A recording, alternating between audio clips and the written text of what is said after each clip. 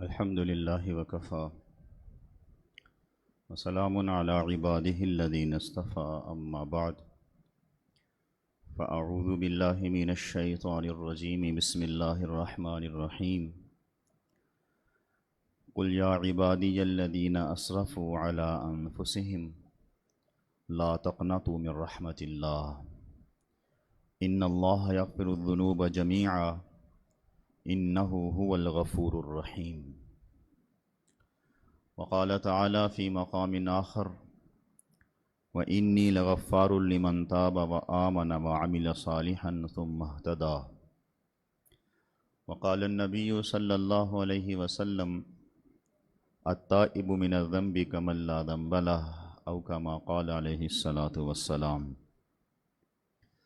سبحان ربك رب العزة عما يصفون وسلام على المرسلين والحمد لله رب العالمين اللهم صل على سيدنا محمد وعلى آل سيدنا محمد وبارك وسلم اللهم صل على سيدنا محمد وعلى آل سيدنا محمد وبارك وسلم اللهم صل على سيدنا محمد وعلى آل سيدنا محمد وبارك وسلم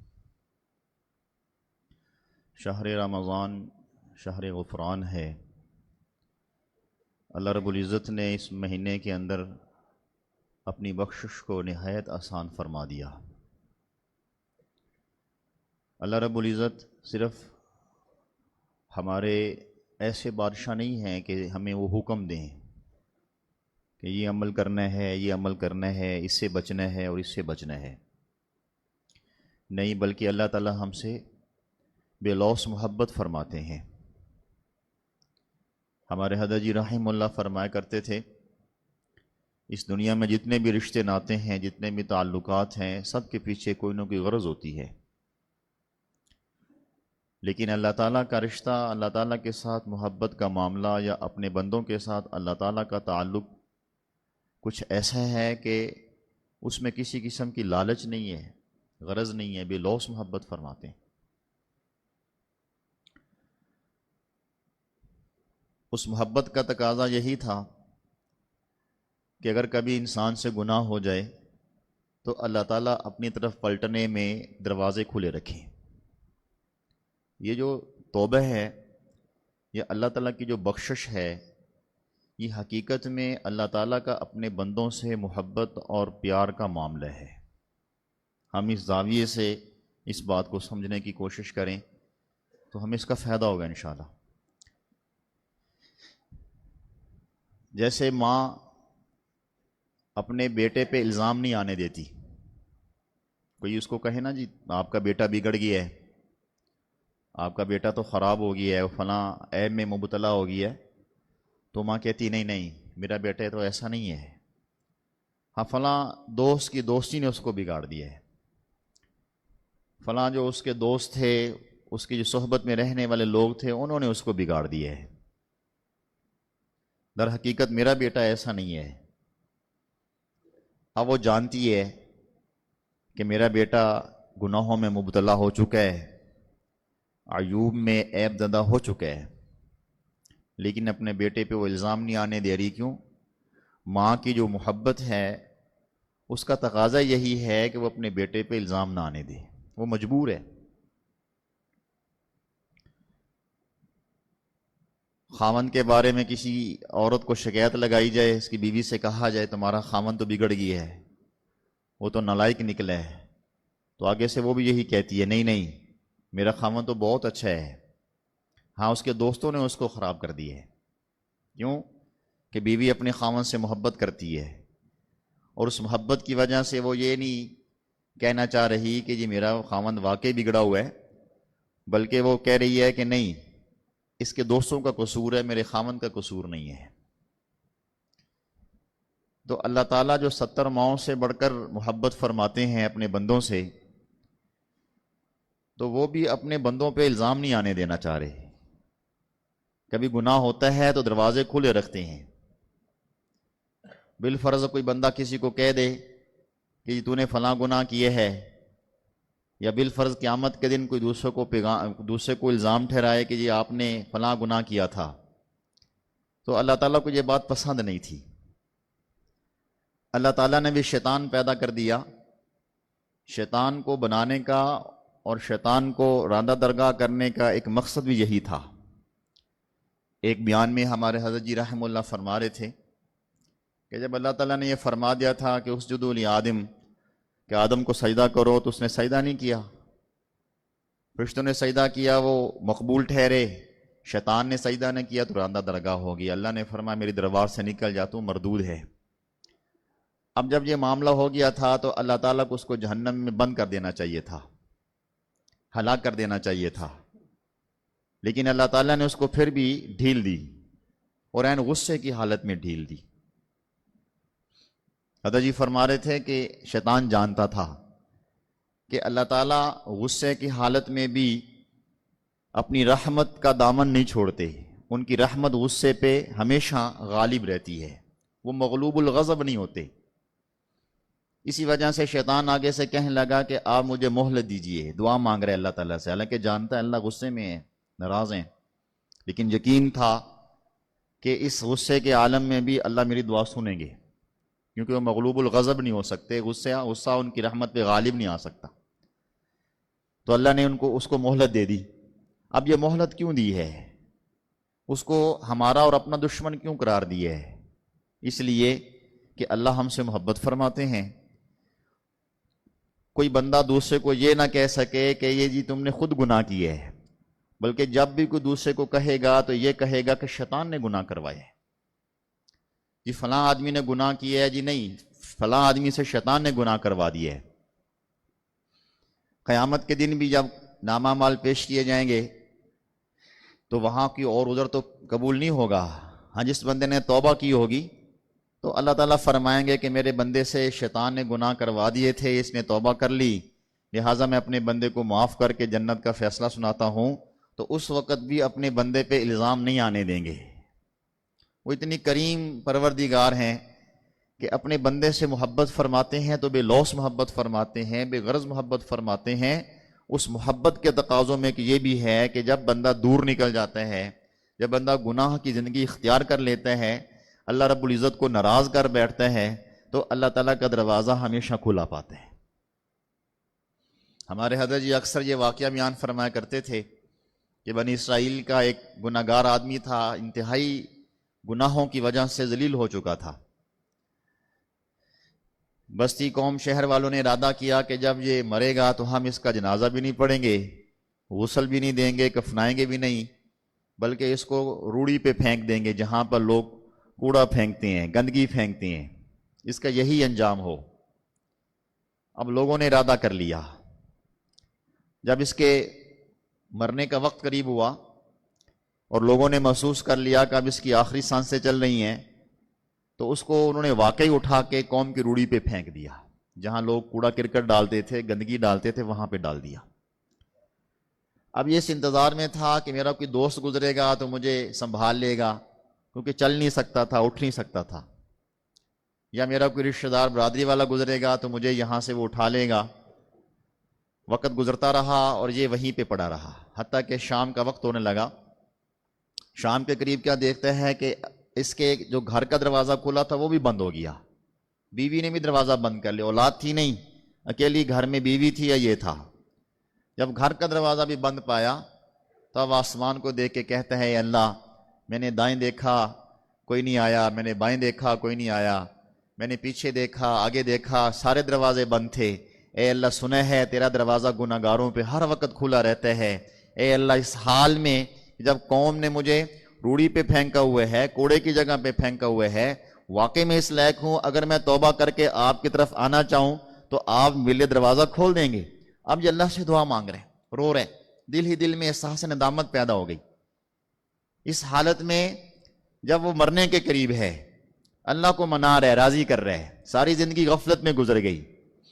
ہمارے حضرت جی فرمایا کرتے تھے کہ کبھی بھی کسی گناہ گار کو اللہ کی طرف سے یہ آواز نہیں آئی کہ تیرے منہ میں دانت نہیں رہے، پیٹ میں اب آنت نہیں رہی، اب میرے دروازے پر کیا کرنے آیا ہے؟ جوانی تو نے گناہوں میں گزاری ہے اور بڑھاپا اس حال میں آیا کہ تو گناہ کر کر کے دل سیاہ کر بیٹھا اور بال سفید کر بیٹھا، اب میرے دروازے پہ کیا لینے آیا ہے؟ کبھی بھی اللہ نے کسی کی کمر پہ ٹانگ لگوا کے اس کو مجوس کر کے واپس نہیں لوٹایا، حتیٰ کہ حدیث شریف کے مطابق کوئی 100 سالہ مشرک بھی توبہ کرنا چاہتا ہے، اللہ اس کو بھی اپنی رحمت کے سینے سے لگا لیتے ہیں۔ اب اس حالت میں اللہ سے مانگ رہے ہیں۔ حضرت موسیٰ علیہ السلام کو وحی ہوئی کہ اے موسیٰ تو کیسا میرا دوست ہے، اپنی عبادت میں لگا ہے، میرا ایک دوست قوم کی روڑی پہ پڑا ہے، قسم پرسی کے عالم میں ہے، جاؤ اس کا جنازہ پڑھاؤ اور لوگوں کو اعلان کر دو کہ جس نے گناہ کر کر کے اپنے کندھوں کو بوجھل کر رکھا ہے، نامہ مال میں پہاڑوں کے بقدر گناہ اکٹھے کر رکھے ہیں، میرے دوست کا جنازہ پڑھ لیں، میں اس کو معاف کر دوں گا۔ اس کی رحمت کا ہم اندازہ نہیں لگا سکتے، وہ کتنا زیادہ اپنے بندوں سے محبت اور پیار کا معاملہ کرتے ہیں۔ آپ نے کبھی کسی ماں کو دیکھا ہے کہ وہ بچے کو گندگی میں دیکھے، لتڑا ہوا دیکھے، اس کے کپڑے خراب ہو چکے ہوں اور اس کو وہ چھوڑ دے کہ جو مرضی کرتا رہے؟ نہیں، وہ تڑپ جاتی ہے، بے چین رہتی ہے، اس کو قابو کرنے کے داؤ پیش کرتی ہے، کبھی اس کو بہانے پیش کرتی ہے اور کبھی کسی طریقے سے اس کو قریب کرنے کی کوشش کرتی ہے کہ میرا بیٹا میرے ہاتھ میں ہے، میں اس کو نہلاؤں، خوبصورت کپڑے پہناؤں، خوشبو لگاؤں اور پھر میں اس کا ماتھا چوموں، اپنے سینے سے لگاؤں۔ تو ایک ماں کا جب یہ حال ہے تو اللہ تعالیٰ تو 70 ماؤں سے بڑھ کر محبت کرتے ہیں، وہ کتنے بے چین رہتے ہوں گے۔ اس لیے علماء نے لکھا ہے کہ جب بندہ گناہ کرتا ہے تو اللہ تعالیٰ گناہ کو جلدی لکھواتے نہیں ہیں، لکھنے والے فرشتوں کو یہی حکم ہوتا ہے کہ ابھی انتظار کرو، ہو سکتا ہے یہ توبہ کرے، پھر وہ توبہ نہیں کرتا، اللہ تعالیٰ اس کو مختلف بہانوں سے معاف کرنے کے راستے دکھاتے اور بتلاتے ہیں۔ کبھی دعا سے اس کی مغفرت ہو رہی ہے، کبھی روزہ رکھنے سے اس کی مغفرت ہو رہی ہے۔ حدیث میں آتا ہے جب بندہ روزہ رکھتا ہے تو بلوں میں چیونٹیاں، آسمانوں میں پرندے، آسمانوں میں جو ہے وہ فرشتے اور فضاؤں میں پرندے اور پانی میں مچھلیاں جو ہے نا اس کی مغفرت کی دعا کرتی ہیں۔ اب یہ مخلوق پاک اور معصوم ہے، ان کی دعا مقبول ہی مقبول ہے۔ جب یہ اللہ تعالیٰ سے دعا کرتے ہیں تو اس انسان کی جس نے روزہ رکھا ہوتا ہے، اللہ بہانہ بنا کے اس دعا کو بہانہ بنا کے معاف فرما دیتے ہیں۔ ہر سحری افطاری میں بہانہ ہے کہ لاکھوں کی بخشش ہو رہی ہے۔ حدیث میں آتا ہے کہ ہر دن ہر رات رمضان مبارک میں اللہ تعالیٰ جہنم سے قیدیوں کو بری فرماتے ہیں۔ اسی طرح کوئی بندہ توبہ کرتا ہے تو اس کی توبہ کو بہانہ بنا لیتے ہیں۔ کبھی انسان توبہ کی طرف مائل نہیں ہوتا تو رمضان مبارک کو اس کے لیے بہانہ بنا دیتے ہیں، کبھی لیلۃ القدر کو بہانہ بنا دیتے ہیں، کبھی آخری رات کو بہانہ بنا دیتے ہیں، کبھی شب جمعہ کو بہانہ بنا دیتے ہیں۔ مختلف اعمال کو بہانہ بنا کے وہ اپنے بندے کو قریب ہونے کا موقع دیتے رہتے ہیں۔ حتیٰ کہ حدیث میں آتا ہے کہ حالت غرغرہ سے پہلے بھی اگر کوئی بندہ اللہ کو منانا چاہتا ہے، اس روٹھے رب کو پانا چاہتا ہے تو اللہ کا دروازہ اس وقت بھی اس کے لیے کھلا ہوتا ہے، اللہ اس کی توبہ کو قبول فرما لیتے ہیں۔ ہم اعلان سنتے ہیں، حضرات ایک ضروری اعلان سنیے، ہمارے کان کھڑے ہو جاتے ہیں، اذہان متوجہ ہو جاتے ہیں، دل میں ایک طلب پیدا ہو جاتی ہے کہ نہ جانے کون سا اعلان ہونے لگا ہے۔ تو آئیے قرآن عظیم الشان کے اندر بھی ایک ضروری اعلان ہے جو اللہ نے فرمایا ہے اور بار بار فرمایا ہے، ایک جگہ نہیں فرمایا، کم و بیش 12-14 جگہ پہ اللہ نے یہ اعلان فرمایا ہے۔ کس چیز کا اعلان فرمایا؟ مغفرت کا اعلان فرمایا ہے، بخشش کا اعلان فرمایا ہے، اپنی رضا کا اور اپنی محبت اور پیار کا اعلان فرمایا ہے کہ میں اپنے بندوں سے کتنی محبت کرتا ہوں۔ فرمایا قل یا عبادی الذین اسرفوا علی انفسہم لا تقنطوا من رحمت اللہ، اے محبوب صلی اللہ علیہ وسلم آپ میرے بندوں سے فرما دیجئے جنہوں نے گناہ کر کر کے اپنی جانوں پہ ظلم کر رکھا ہے وہ میری رحمت سے نا امید نہ ہوں۔ ان اللہ یغفر الذنوب جميعا، اللہ سارے گناہ معاف فرما دے گا۔ انہ هو الغفور الرحیم، وہ تو ہے ہی بخشنے والا، وہ تو ہے ہی رحم کرنے والا۔ تو جب اللہ تعالیٰ اعلان فرما رہے ہیں، اور کن کے لیے اعلان ہو رہا ہے؟ گناہ گار بندوں کے لیے، تو ہمیں توبہ میں پھر تاخیر نہیں کرنی چاہیے۔ شیطان ہمارا دشمن ہے، وہ یہی چاہتا ہے کہ اللہ کے بندے گناہوں کی گندگی میں لتھڑے رہیں۔ ہمارے حضرت جی رحمہ اللہ فرمایا کرتے تھے کہ کوئی بندہ گٹر میں گر جائے تو گرنے کے فوراً بعد وہ سنبھل جاتا ہے۔ عقل کا یہی تقاضا ہے کہ وہ گٹر میں جو ہی گرا فوراً نکل جائے، سیدھا غسل خانے میں جائے، نہا لے، اچھے کپڑے پہن لے اور جو اس کو گندگی لگی تھی اس کو صاف کر لے۔ تو فرمایا کرتے تھے اسی طرح مومن بندے کے لیے یہی زیبہ ہے کہ وہ جو ہی گناہوں کی گندگی میں پڑے، جو ہی کسی گناہ میں ڈوبے، وہ فوراً پلٹ آئے، رجوع کر لے اللہ تعالیٰ کی طرف، توبہ کر لے، اس گناہ میں لتھڑا نہ رہے، اس گٹر میں، اس گندگی میں گرا نہ رہے، بلکہ اللہ سے توبہ کر لے۔ اللہ تعالیٰ اس کے لیے توبہ کا دروازہ کھلا رکھتے ہیں، جو ہی وہ توبہ کرتا ہے تو اللہ اس کے گناہوں کو معاف فرما دیتے ہیں۔ ہمارے حضرت فرمایا کرتے تھے کہ انسان کوئی بھی عمل کرتا ہے اس کے اندر اللہ نے ایک اثر رکھا ہے، نیکی کے اندر اپنا اثر ہے، گناہ کے اندر اپنا اثر ہے۔ تو گناہ کے اندر جو تاثیر ہے وہ یہ ہے کہ انسان کو ندامت ملتی ہے۔ ایک بڑا قیمتی حضرت جی ملفوظ بیان فرمایا کرتے تھے، فرماتے تھے کہ گناہ سے ندامت ملتی ہے، بلکہ یوں فرماتے تھے کہ دو باتیں لوہے پر لکیر کی مانند ہیں۔ نمبر ایک فرماتے کہ گناہ سے انسان ندامت پاتا ہے، اور دوسری بات فرماتے نیکی سے انسان سلامت پاتا ہے، یعنی جو بندہ نیکی کرے گا وہ سلامتی پا جائے گا، کیونکہ نیکی کا اثر یہی ہے کہ اس کو امن ملے، سکون ملے، چین ملے۔ اس لیے جو لوگ نیک ہوتے ہیں وہ اپنی نیکی کی برکت سے ہمیشہ خوشحال رہتے ہیں، چاہے ان کے پاس مال و دولت نہ بھی ہو، ان کا دل چین اور سکون سے رہتا ہے، زندگی ان کی پرسکون گزرتی ہے۔ ان کو اللہ تعالیٰ عزت عطا فرماتے ہیں، کیونکہ نیکی میں عزت ہے، نیکی میں سکون ہے، نیکی میں چین ہے۔ کوئی بھی نیکی کریں گے اس کے بدلے میں اللہ سکون عطا فرمائیں گے، تو سلامتی نصیب ہوتی ہے۔ اس لیے بعض لوگ ایسے ہوتے ہیں، ایک اللہ والے فرمایا کرتے تھے کہ 2000 کا سوٹ پہننے والا، 2 کروڑ کی گاڑی میں گھومنے والا، صبح شام مرغن غذائیں کھانے والا، بریانیاں اور مرغے چرگے کھانے والا، بعض دفعہ اپنے دل میں اپنے سینے میں بے چین دل لیے پھر رہا ہوتا ہے، چین نہیں ہوتا، سکون نہیں ہوتا۔ 2 کروڑ کی گاڑی ہے، اللہ کی نظر میں 2 ٹکے کا نہیں ہے انسان، گاڑی 2 کروڑ کی ہے، لیکن گناہوں کی وجہ سے، گناہوں کی تاثیر کی وجہ سے 2 ٹکے کا بھی نہیں ہے، 2 کوڑی کا بھی نہیں ہے۔ اور فرماتے تھے کہ بعض دفعہ انسان کا لباس پھٹا پرانا ہوتا ہے، بال پرا گندا ہوتے ہیں، ظاہری حیثیت اس کی کوئی اتنی نہیں ہوتی کہ اس کو لوگ عزت کر سکیں اس کی، لیکن اس کے دل میں کیسا، اس کے سینے میں کیسا دل ہوتا ہے جو پرسکون ہوتا ہے، اس کے سینے میں اللہ کی محبت ہوتی ہے، اللہ کی محبت کی روشنی اور نور ہوتا ہے، جس کی وجہ سے وہ اللہ کی نظر میں 2 کروڑ والوں سے بھی زیادہ ہوتا ہے۔ کئی کروڑ لوگوں سے بھی، جتنی اہمیت لوگوں کے ہاں کئی کروڑ والوں کی ہوتی ہے، اس سے کئی گنا زیادہ اللہ تعالیٰ کے ہاں اس بندے کی حیثیت اور اہمیت ہوتی ہے۔ تو گناہوں کے اندر یہ تاثیر ہے کہ اس میں ندامت ہوتی ہے، انسان کو ندامت کا سامنا اور شرمندگی کا سامنا کرنا پڑتا ہے، دنیا کے اندر بھی آخرت کے اندر بھی۔ انسان کے پاس ایک ہی راستہ ہے ندامت سے بچنے کا، کہ وہ توبہ کرے اور اپنے محبوب کو راضی کرنے کی کوشش کرے۔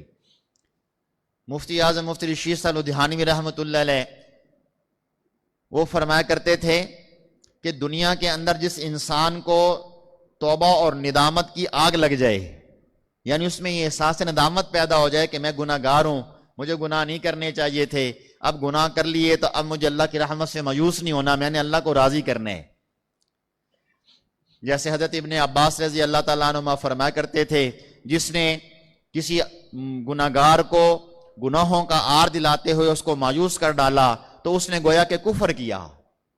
اللہ کی رحمت سے نہ امید نہیں ہونا چاہیے بندے کو، کبھی بھی نہ امید نہیں ہونا چاہیے۔ تو حضرت فرماتے تھے گناہ کر بیٹھا، گناہ کرنے کے بعد اب احساس پیدا ہوا کہ جی مجھے گناہ نہیں کرنا چاہیے تھا، اب دل میں کڑتا رہتا ہے، دل ہی دل میں احساس ندامت، ایک آگ لگی ہے اندر پریشانی ہے، گھل رہا ہے، پریشان ہو رہا ہے کہ میں نے گناہ کیوں کیا، میری بخشش ہوگی کیوں نہیں ہوگی، کیوں میری بخشش جو ہے نا وہ آخرت میں نہ جانے آسانی سے ہوگی یا میری پکڑ ہوگی، وہ ڈرتا رہتا ہے، کڑتا رہتا ہے، لیکن اللہ سے امید رکھتا ہے کہ اللہ مجھے معاف فرمائیں گے، وہ میرا محبوب میرے لیے دروازے کھلے رکھتا ہے، میں جب بھی اس کو یاد کروں گا تو آگے سے لبیک ہی کی صدا آئے گی۔ تو فرماتے تھے یہ جو دنیا میں اپنے دل میں آگ لیے پھر رہا ہوگا، جس کو دنیا میں اس کے دل کے اندر گناہوں کے احساس ندامت کی آگ لگ جائے گی تو اللہ اس کو جہنم کی آگ نہیں لگنے دیں گے، اس کو جہنم کی آگ سے محفوظ فرما لیں گے۔ حدیث میں فرمایا کہ یہ ندامت ہی توبہ ہے۔ انسان کے دل میں جب ندامت پیدا ہو جاتی ہے کہ میں نے بہت برا کیا، تو اللہ تعالیٰ اس ندامت کو قبول فرما کے گناہوں کو معاف فرما دیتے ہیں۔ کبھی بھی گناہ کو ہلکا نہیں سمجھنا چاہیے۔ ہمارے حضرت جی فرمایا کرتے تھے کہ 2 طرح سے ہمارا دشمن ہم پہ حملہ کرتا ہے، کبھی ہماری نظر میں گناہ کو ہلکا پیش کر کے جو ہے نا وہ دکھلاتا ہے کہ دیکھیں جی یہ باقی لوگ تو کرتے ہیں، تو کر لے گا تو کیا ہوگا، باقی لوگ جھوٹ بولتے ہیں تو میرے جھوٹ سے کیا ہوگا، باقی لوگ بھی تو غیبت کرتے ہیں، اور جی غیبت تو اب بچنا ہی مشکل نہیں ہے، غیبت کرنا کون سا جو ہے نا وہ اتنا بڑا کام ہے جی میں غیبت کروں گا تو نقصان ہوگا، نہیں۔ گناہوں کو جو بندہ ہلکا لے گا تو اس کو پھر توبہ کی توفیق جلدی نصیب نہیں ہوگی۔ تو حضرت جی فرمایا کرتے تھے کہ کبھی بھی کسی گناہ کو ہلکا نہ سمجھو۔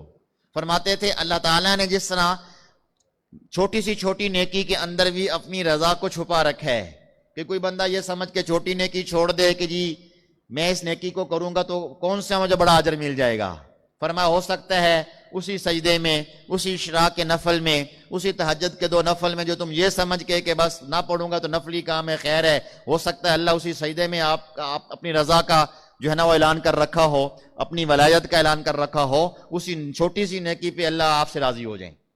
اور فرماتے تھے کسی چھوٹے سے چھوٹے گناہ کو اس نظر سے نہ کرو، اس نظریے سے نہ کرو کہ یہ چھوٹا ہے، ہو سکتا ہے اس چھوٹے سے گناہ کو اللہ تعالیٰ اپنے دربار میں پکڑ کا سبب بنا کر تمہیں راندہ درگاہ فرما دیں اور ناراض ہو جائیں۔ تو کسی بھی گناہ کو ہلکا نہیں سمجھیں۔ آج فتنوں کا دور ہے، غفلت کا دور ہے، بے شمار ایسے گناہ ہیں جو کچھ عرصہ پہلے ہمارے اکابر کے دور میں ان کو بہت بڑا وبال سمجھا جاتا تھا، بہت بڑا بوجھ سمجھا جاتا تھا، لیکن آج غفلت کی وجہ سے انہی گناہوں کو بہت ہلکا لیا جاتا ہے۔ مثال کے طور پر بدنگاہی کا گناہ بہت عام ہے، جبکہ اس کا وبال بہت بڑا ہے۔ جو بندہ اپنی نگاہوں کی لذت حاصل کرے گا، اپنے نگاہوں کو اللہ رب العزت کی مرضی کے خلاف استعمال کر کے اپنے نفس کو راضی کرنے کی کوشش کرے گا، تو اس کی نحوست کیا ہے کہ اللہ تعالیٰ اس بندے کو عبادت کی جو لذت ملتی ہے، جو حلاوت ملتی ہے، اس سے محروم فرما دیں گے۔ یہ چھوٹا وبال ہے کہ بندے کو نماز تو پڑھنا نصیب ہے لیکن اللہ کا دھیان ایک مرتبہ بھی نصیب نہیں ہے۔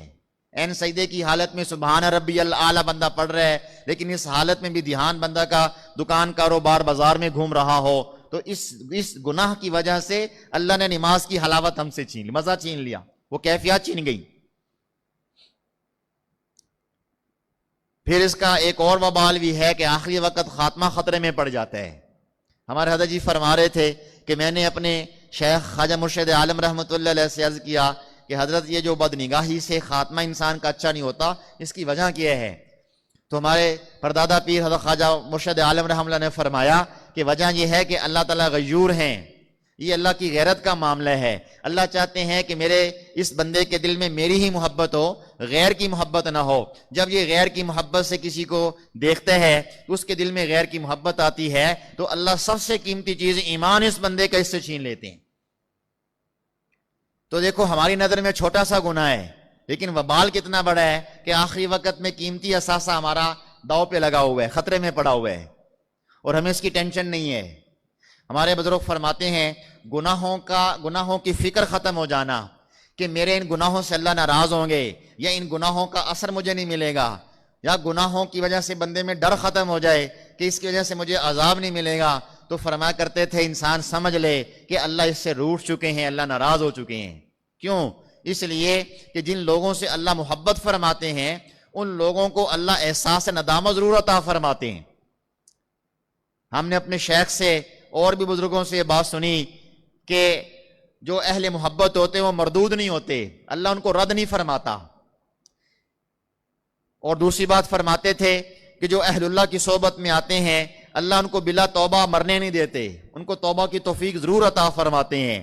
اہل محبت کی صحبت میں بیٹھنے سے اللہ تبارک و تعالیٰ ضرور ان کو توبہ کی توفیق عطا فرما کے خاتمہ بالخیر نصیب فرماتے ہیں، چونکہ حدیث میں نبی علیہ السلام کا فرمان موجود ہے کہ اہل اللہ کی صحبت میں بیٹھنے والوں کو اللہ بدبخت و شقی نہیں ہونے دیتے، یعنی خاتمہ اس کا ایمان پہ ہوتا ہے۔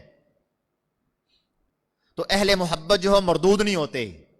الحمدللہ ہم اللہ سے محبت کرنے والوں میں سے ہیں۔ ہمارے شیخ نے ہمیں انگلی پکڑ کر اللہ کا دروازہ دکھایا ہے، اللہ کی محبت کے رستے پہ چلایا ہے۔ اور ہمارے حضرت کے بعد ہمارے حضرت جی کے جو جانشین ہیں ان حضرات میں بھی جو اب ہمارے حضرت جی ہیں، حضرت جی مولانا حبیب اللہ صاحب، ہمیں وہی دن رات یہی باتیں سمجھا رہے ہیں کہ اللہ تعالیٰ کی محبت انسان کو گناہوں سے دور کر دیتی ہے۔ جب انسان کے دل میں اللہ کی محبت کا نور آتا ہے تو وہاں ظلمت نہیں ہوتی. ہمارے حضرت جی فرمایا کرتے تھے جب اندھیرا ہوتا ہے تو کیڑے مکوڑے نکلتے ہیں، جب وہاں لائٹ چلا دو یا روشنی سورج کی پہنچتی ہے، جو ہی کمرہ روشن ہوتا ہے تو کیڑے مکوڑے سب بھاگ جاتے ہیں، کونوں میں چھپ جاتے ہیں، بلوں میں داخل ہو جاتے ہیں. فرماتے تھے جب اللہ کی محبت کا نور دل میں آتا ہے، ہدایت کی روشنی آتی ہے تو گناہوں کی ظلمت خود بخود ختم ہو جاتی ہے، بھاگ جاتی ہے. تو اہل محبت مردود نہیں ہوتے، جو اللہ اللہ کرنے والے ہوتے ہیں، اللہ اللہ کروانے والے ہوتے ہیں، اللہ کی محبت کے راستے میں چل پڑتے ہیں، وہ نکل پڑتے ہیں، تو وہ جب توبہ کرتے ہیں تو اللہ ان کی توبہ کو رد نہیں فرماتے. اہل اللہ مردود نہیں ہوتے. جو اللہ کا عاشق ہوگا اللہ اس کو بغیر توبہ کے مرنے نہیں دیں گے. تو ہم کبھی بھی گناہ کو ہلکا نہ سمجھیں. فرمایا کہ جب انسان گناہ کو ہلکا سمجھنا شروع کر دیتا ہے تو سمجھ لو کہ اللہ نے اس کو اہل عشق میں سے نکال دیا ہے، اب وہ اللہ سے محبت کرنے والوں میں سے نہیں ہے. تو بدنگاہی کا گناہ عام ہے، جھوٹ کا گناہ عام ہے، بہانہ کہہ کر ٹال دیا جاتا ہے. اب جھوٹ کی نحوست کیا ہے، کئی میل، حدیث شریف کے مطابق کئی میل جو رحمت کے فرشتے ہیں اس کے جھوٹ کی بدبو کی وجہ سے دور ہو جاتے ہیں. اب یہ چھوٹا بال ہے، جیسے ہمارے حضرت جی فرمایا کرتے تھے کہ اگر اللہ تعالیٰ گناہوں میں نحوست بدبو رکھ دیتے تو ہمارے قریب کوئی بھی نہ بیٹھنا پسند کرتا، حتیٰ کہ ہمارے بیوی بچے ہم سے دور ہو جاتے، ہمارے دوست جو ہم سے محبت کرتے ہیں وہ ہم سے دور ہو جاتے. یہ تو اللہ کا فضل ہے، اس نے پردہ پوشی فرما دی ہوئی ہے کہ ہمارے گناہوں پہ پردے ڈال دیے اور ہمارے گناہوں کی بدبو کو چھپا دیا. حضرت مولانا شیخ الحدیث زکریا رحمۃ اللہ علیہ فرمایا کرتے تھے کہ جو بندہ بد نگاہی کرتا ہے اس کا کم از کم اثر یہ ہوتا ہے کہ اللہ اس کے بدن میں بدبو پیدا فرما دیتے ہیں. تو گناہوں کی بدبو ہوتی ہے، ان بدبو سے اللہ نے ہمیں محفوظ رکھا، لوگوں کے اوپر اس بدبو کو پھیلنے نہیں دیا، ہمارے عیوب پہ پردہ ڈال دیا، کبھی تانا نہیں دیا، کبھی یہ نہیں فرمایا کہ تم گناہ کر کے میرے پاس کیا لینے آئے ہو. تو ہم کبھی بھی گناہ کو ہلکا سمجھ کے نہیں کریں، وگرنہ ہم اللہ تعالیٰ کے ساتھ محبت کرنے والوں کی فہرست سے نکال دیے جائیں گے. اسی طریقے سے بلا وجہ کسی کو ذلیل کرنا، ڈانٹنا، یہ بھی گناہ بڑا عام ہے کہ گھروں کے اندر ہم اپنے بچوں کو ذلیل کرتے ہیں، اپنے گھر والوں کو ذلیل کرتے ہیں، اپنے چھوٹے جو متاحت لوگ ہوتے ہیں ان کو ہم ذلیل کرتے ہیں، ڈانٹتے ہیں، بلا وجہ ڈانٹتے ہیں. ایک ہے ادب سکھانے کے لیے بطور تعدیب ڈانٹنا، یہ تو مستحسن عمل ہے، لیکن ایک ہے بلا وجہ کسی کو ڈانٹنا، بلا وجہ کسی کو ذلیل کرنا. حدیث شریف کے مطابق یہ سود کھانے سے بھی اور زنا کرنے سے بھی بڑا گناہ ہے کہ انسان کسی کو بلا وجہ ذلیل کرے. نبی علیہ الصلوۃ والسلام نے ارشاد فرمایا کہ تم میں سے بہترین شخص وہ ہے جو اپنے گھر والوں کے ساتھ اچھا سلوک کرتا ہے، اور آپ نے فرمایا بہترین میں سے بہترین شخص وہ ہے جو اپنی بیوی کے ساتھ اچھا سلوک کرتا ہے، اور حضور نے فرمایا میں تم میں سے بہترین شخص ہوں کیونکہ میں اپنی بیویوں کے ساتھ اچھا سلوک کرتا ہوں. اسی طریقے سے بعض خواتین اپنے خامدوں کے سامنے ذلت امیز رویے سے پیش آتی ہیں، وہ اپنے خامدوں کا دل دکھاتی ہیں، اپنے خامدوں کو نافرمانی کے ذریعے ناراض کر دیتی ہیں. نبی علیہ الصلوۃ والسلام نے ارشاد فرمایا، حدیث شریف کا مفہوم ہے کہ کوئی عورت اپنے خامند کو خدمت سے راضی کر لیتی ہے، رمضان کے روزے رکھتی ہے، فرض نماز ادا کرتی رہتی ہے، تو اللہ تعالیٰ بلا حساب اس کو جنت کے دروازوں میں اختیار دیں گے، جس دروازے سے چاہے داخل ہو جائیں. آپ نے فرمایا کہ عورتیں خامدوں کی نافرمانی کی وجہ سے جہنم میں کثرت سے جائیں گی.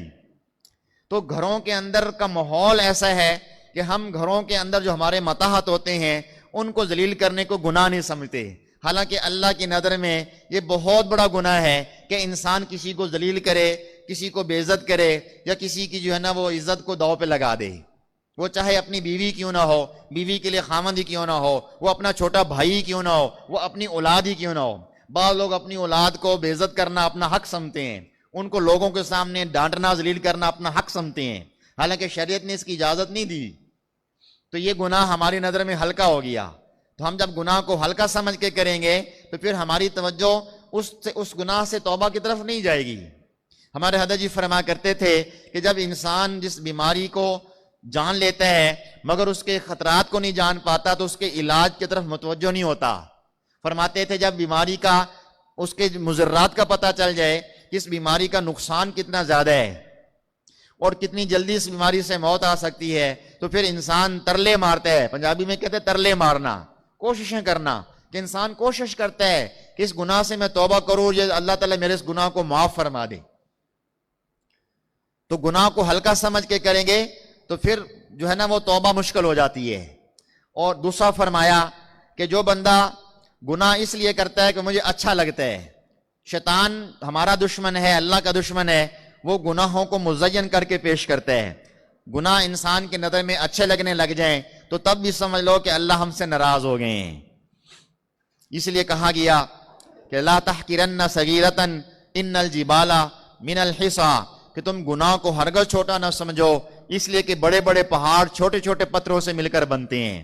اور اللہ تعالیٰ بھی ارشاد فرماتے ہیں وَتَحْسَبُونَهُ حَيِّنًا وَهُوَ عِندَ اللَّهِ عَظِيمٌ، تم اس کو ہلکا سمجھتے ہو حالانکہ اللہ کے نزدیک یہ بہت بڑی بات ہے. تو اللہ کے حکم کی دل میں عظمت ہونی چاہیے کہ یہ اللہ کا حکم ہے. جب اللہ کے دل میں عظمت ہوگی تو پھر انسان کی نظر میں گناہ مزین بھی نہیں ہوگا اور انسان اپنے گناہ کو ہلکا بھی نہیں سمجھے گا. جب انسان گناہ کو ہلکا سمجھے گا تو پھر خلوت ہو یا جلوت ہو وہ گناہ کر جائے گا. آج کل تنہائی کے گناہ عام ہیں. ہمیں آج کل موبائل کی اور سوشل میڈیا کی صحبت حاصل ہے اور کثرت سے حاصل ہے. اکثر نوجوان سوشل میڈیا پہ وقت گزارتے ہیں. نیٹ والا موبائل ہے اور اس انٹرنیٹ کے ذریعے گناہ کرنے بہت آسان ہو گئے ہیں. ہمارے حضرت جی فرمایا کرتے تھے لاکھوں نہیں کروڑوں انسان اس موبائل کے فتنے کی وجہ سے جہنم جائیں گے. کروڑوں انسان. اب سمجھ آتی ہے کہ جو ہی انسان تنہائی میں نکلتا ہے تو تنہائی میں کس کی صحبت میں جا بیٹھتا ہے؟ موبائل. اور موبائل میں کیا چل رہا